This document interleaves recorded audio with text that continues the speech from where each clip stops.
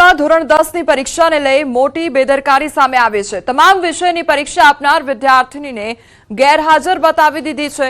તો નસવાડીની એસબી સોલંકી શાળાની વિદ્યાર્થીની સાથે બનાવ બન્યો। વિદ્યાર્થીની પરીક્ષા સમયે અન્ય સીટ નંબર પર બેસી જતા પરિણામ આવ્યું છે।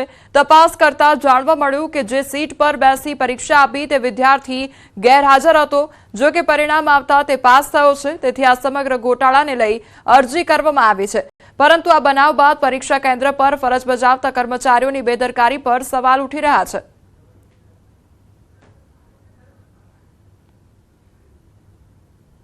તંત્રની બેદરકારી કહેવાય આની અંદર કે જે છોકરી એક્ઝામ આપવા બેઠી ને જે છોકરો એબસન્ટ જ છે તેની જગ્યા પર કંઈ પણ ભૂલ થયેલી છે જે પણ જવાબદાર હોય તેને આ જે છોકરીને ન્યાય મળવો જોઈએ।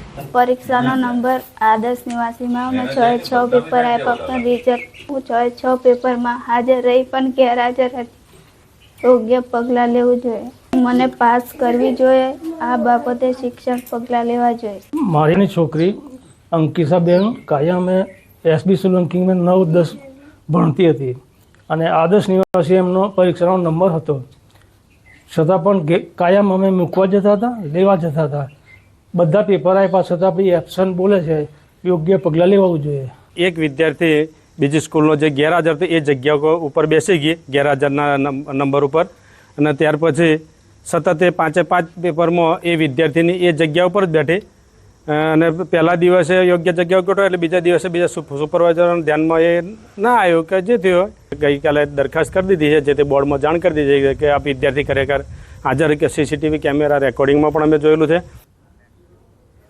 નવસારીમાં ગણદેવીના દમણિયા હોસ્પિટલમાં દર્દીના મોતને લઈ ડોક્ટર અને દમણિયા હોસ્પિટલના સ્ટાફ વિરુદ્ધ ફરિયાદ નોંધવામાં આવી હતી, જેમાં સિવિલ હોસ્પિટલના પેનલના અભિપ્રાયમાં ડોક્ટર અને હોસ્પિટલ મેનેજમેન્ટ દ્વારા નિષ્કાળજી અને બેદરકારી દાખવવાનું સામે આવતા કાર્યવાહી કરવામાં આવી છે।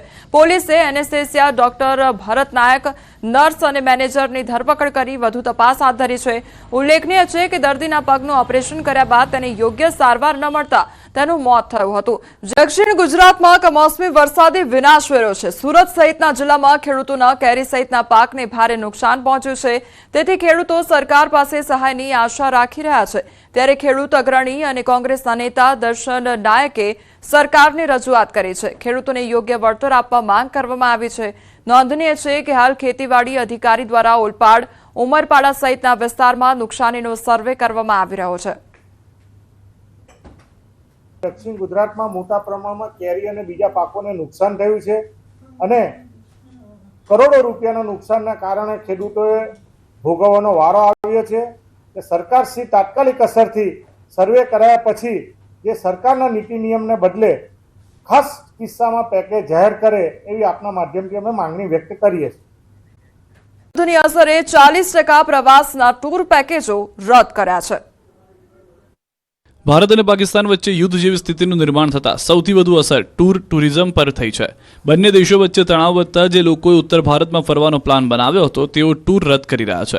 ગુજરાતમાં યુદ્ધની અસર 40% પ્રવાસનના ટૂર પેકેજો રદ થયા છે। જે લોકો જમ્મુ કાશ્મીર, લદ્દાખ, ચંદીગઢ, હિમાચલ પ્રદેશ, અરુણાચલ પ્રદેશ, સિક્કિમ સહિતના ટુરિઝમ સ્થળો પર ફરવા જવાનો પ્લાન બનાવ્યો હતો તે સુરક્ષાને ધ્યાનમાં રાખી સ્થગિત કર્યો છે। બીજી તરફ સરહદી વિસ્તારના એરપોર્ટ બંધ થતાં પ્રવાસીઓ ટૂર રદ કરી રહ્યા છે। તો જે સરકારી કર્મચારીઓ છે અને અત્યારે હજુ ફરવા માટે પહોંચ્યા છે તેઓ પણ રજા કેન્સલ થતા પ્રવાસ ટૂંકાવી પરત ફરી રહ્યા છે। તો ઘણા લોકો દુબઈ, બાલી, મલેશિયાના પણ બુકિંગ કરાવ્યા હતા તે પણ રદ કર્યા છે। એટલે યુદ્ધની સ્થિતિમાં પ્રવાસ કરતા પ્રવાસીઓ ડરી ગયા છે અને પ્રવાસનને પણ મોટો ફટકો પડ્યો છે। તમામ ગામોના ખેડૂતોને રોવાનો વારો આવ્યો છે। 5000 વીઘા જમીનમાં વાવેતર કરેલ બાજરીનો માવઠાના કારણે બરબાદ થઈ ગઈ છે। તો આ બાજરી પકવતો તાલુકો હોવાથી બાજરીનો પાક ખેડૂતોની જીવાદોરી સમાન છે, પરંતુ હાલ ખેડૂતો પાયમાલ થયા છે। તેથી સરકાર આર્થિક સહાય કરે તેવી આ ખેડૂતો અપેક્ષા રાખીને બેઠા છે। આણંદ જિલ્લાનો આકલા તાલુકો અમારો તાલુકો છે, ઉત્તમ બાજરી પકવતો તાલુકો છે અને તેમાં મોટી સંખ્યા, નાની સંખ્યા, ચમારા, ગંભીરા, બામણગામ, હટીપુરા, માનપુરા, આસરમા, ઉમેટા, કોઠિયાકાડ આ બધા જ ગામમાં 5000 વીઘા જમીન અત્યારે જે વાવાઝોડું આવ્યું અને સતત 2 દિવસ વાવાઝોડું અને વરસાદની આધારિત બાજરીના પાકને એટલું વ્યાપક નુકસાન થયું છે તે ખેડૂતને રોવાનો વારો આવે છે। સરકાર પાસે અમારે એવી અપેક્ષા છે કે અમારે કંઈક પાક વળતરની સહાય મળે અને અમારો ખેડૂત બેઠો રહે। એ આ જે વાવાઝોડાથી ભયંકર નુકસાન થયું છે અને બિચારા ખેડૂતો પાયમાલ થઈ ગયા છે, કારણ કે આજ બાજરી છે મેન અમારો ખોરાક છે, ત્યારે આ સરકાર આ બાબતે ગંભીરતાથી વિચારણા કરી અને પાક સહાય નુકસાની વળતર આપે એવી અમે સરકાર પર ચોક્કસ આશા રાખીએ છીએ. માર્કેટિંગ યાર્ડમાં કમિશન એજન્ટની હડતાળ યથાવત જોવા મળી છે. સતત ચોથા દિવસે વેપારીઓની હડતાળ યથાવત છે. યાર્ડના 140 કમિશન એજન્ટ સાથે 17 કરોડની છેતરપિંડી મામલે હડતાળ થઈ રહી છે. નોંધનીય છે કે JK ટ્રેડિંગ નામે પેઢી ધરાવતા ઢોલરિયા બ્રધર્સ કરોડોના જીરુના માલની ખરીદી કર્યા બાદ રૂપિયા ન ચૂકવી ફરાર થયા હતા. જોકે ફરિયાદ બાદ બંનેની ધરપકડ કરી લેવામાં આવી છે, પરંતુ કમિશન એજન્ટોને પૈસા પરત મળ્યા નથી. તેથી કમિશનર એજન્ટોએ ચીમકી ઉચ્ચારી છે કે જ્યાં સુધી રૂપિયા નહીં મળે ત્યાં સુધી હડતાળ યથાવત રહેશે.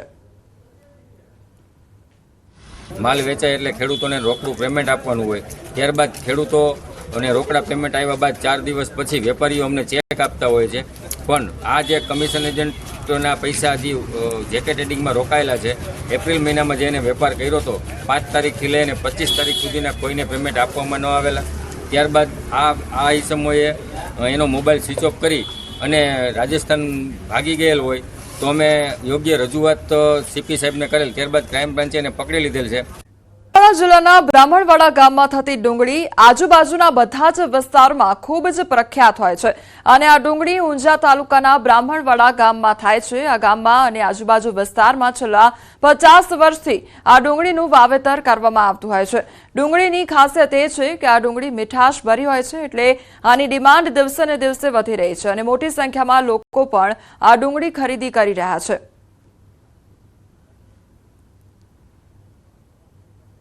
આ જે ડુંગળી છે મીઠી છે એક તો, અને આખા એરિયામાં ફેમસ છે. લોકો દૂર સુદૂરથી ખરીદવા માટે આવે છે.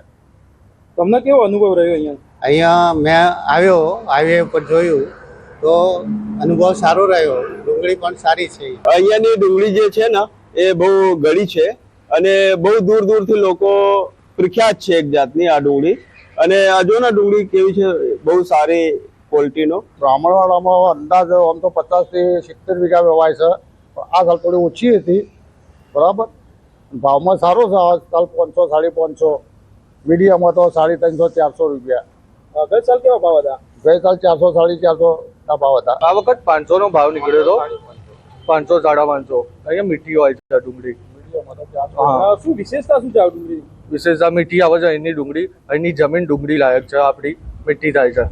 નગરના વઢવાણી વિસ્તારમાં રહેતી અપરિણીત મહિલાનો વિડીયો ઉતારવાના મામલે 5 શખ્સો સામે ફરિયાદ નોંધાઈ હતી, જેમાં 5 શખ્સોની ધરપકડ કરવામાં આવી છે.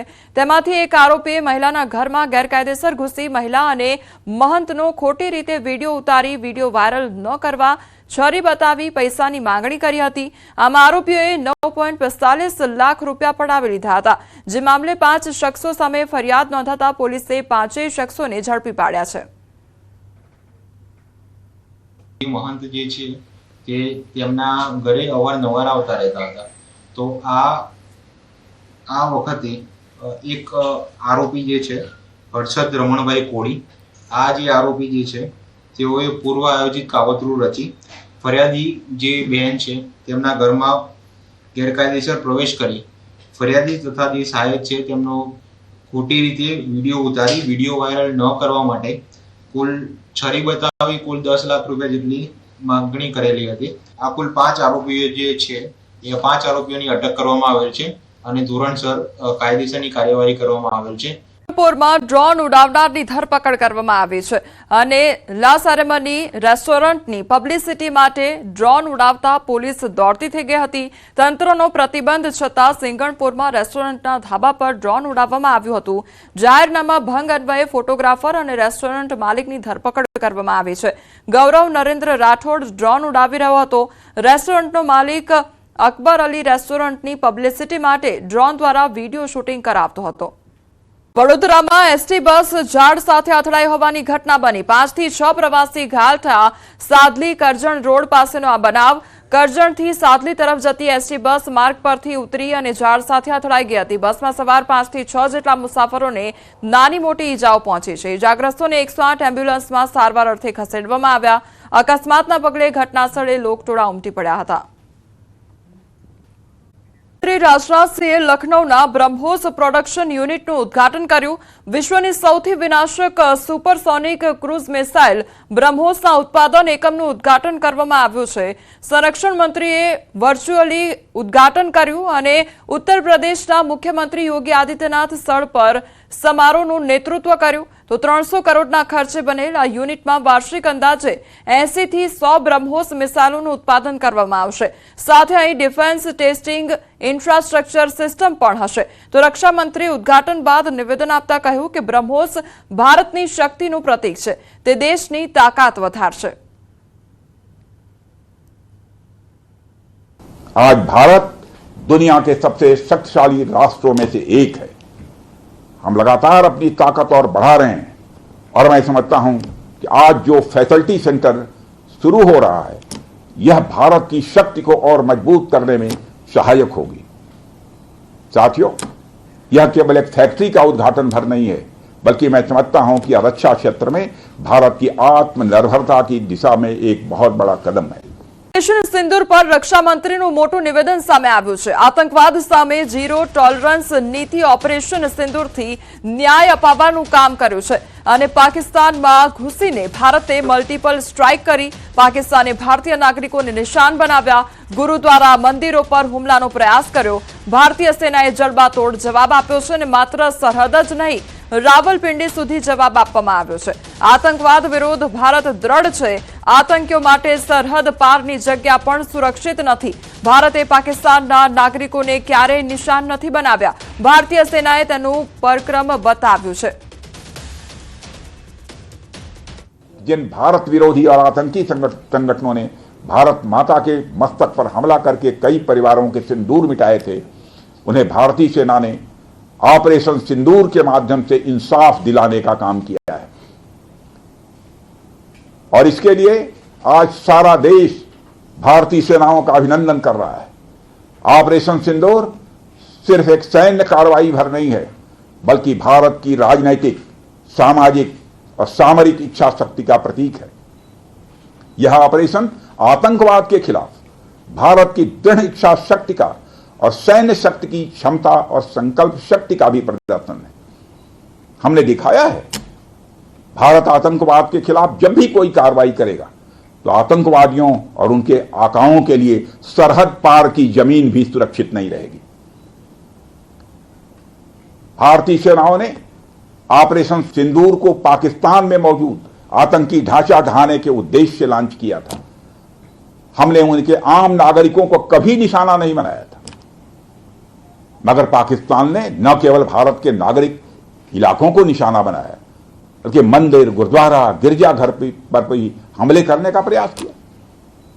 भारतीय सेना ने शौर्य और पराक्रम के साथ साथ संयम का भी परिचय देते हुए पाकिस्तान के अन्य ठिकानों पर भी प्रहार करके करारा जवाब दिया है. हमने केवल सीमा से सटे सैन्य ठिकानों पर ही नहीं कार्रवाई की, बल्कि भारत की सेनाओं की धमक उस रावलपिंडी तक सुनी गई जहां पाकिस्तानी फौज का हेडक्वार्टर मौजूद है.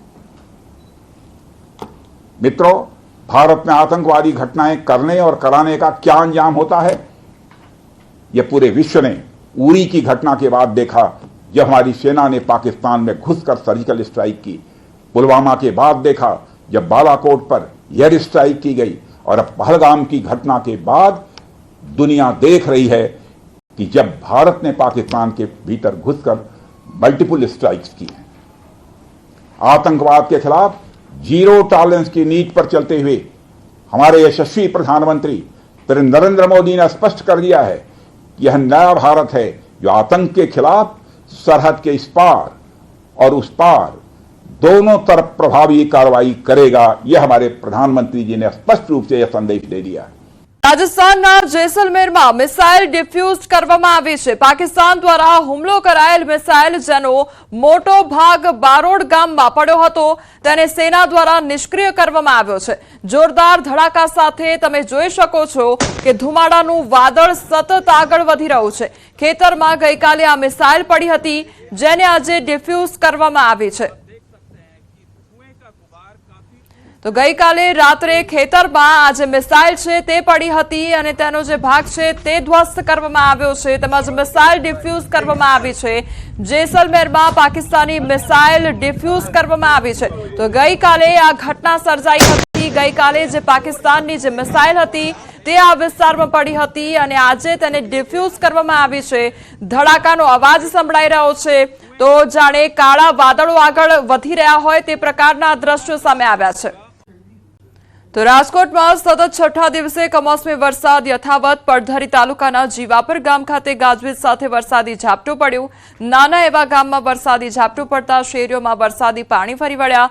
ગ્રામ્ય પંથકોમાં સતત વરસી રહેલા વરસાદના કારણે ખેડૂતોમાં ચિંતાનું મોજું ફરી વળ્યું છે. મગ, અડદ, તલ સહિતના પાકોનું વાવેતર કરનારા ખેડૂતો ચિંતામાં મુકાઈ ગયા છે. નોંધનીય છે કે શનિવારે કોટડા સાંગાણી તાલુકા વિસ્તારમાં વરસાદી ઝાપટું પડ્યું હતું. આંધી, તોફાનો અને માવઠાનો હશે. આજથી 20 મે વચ્ચે રાજ્યમાં પવનની ગતિ વધશે. ફરી આંધી વંટોળનો પ્રકોપ રહેશે અને સાચવવું પડશે. 25 થી 4 જૂન વચ્ચે અરબ સાગરમાં સાયક્લોન સર્જાશે. અંદમાન નિકોબાર ટાપુમાં ચોમાસાની ગતિવિધિ વહેલી થઈ શકે છે. તારીખ 11 થી 20 પણ પવનની ગતિ વધારે છે અને પવનની ગતિ આંધી વંટોળ સાથે સખ્ત પવનના તોફાનો સાથે પુનઃ પણ સાચવવાની શક્યતા રહેશે અને ત્યારબાદ લગભગ 25 થી 4 જૂન વચ્ચે અરબ સાગરમાં એક સાયક્લોન બનવાની શક્યતા રહેશે. ગાજવીજ, તેજ પવન સાથે માવઠાનો માર રહેશે. હવામાન વિભાગ દ્વારા માવઠા અંગે આગાહી કરવામાં આવી છે. 48 કલાક થંડરસ્ટ્રોમ એક્ટિવિટી સાથે વરસાદની આગાહી કરવામાં આવી છે. 13 મે સામાન્યથી મધ્યમ વરસાદની આગાહી કરવામાં આવી છે.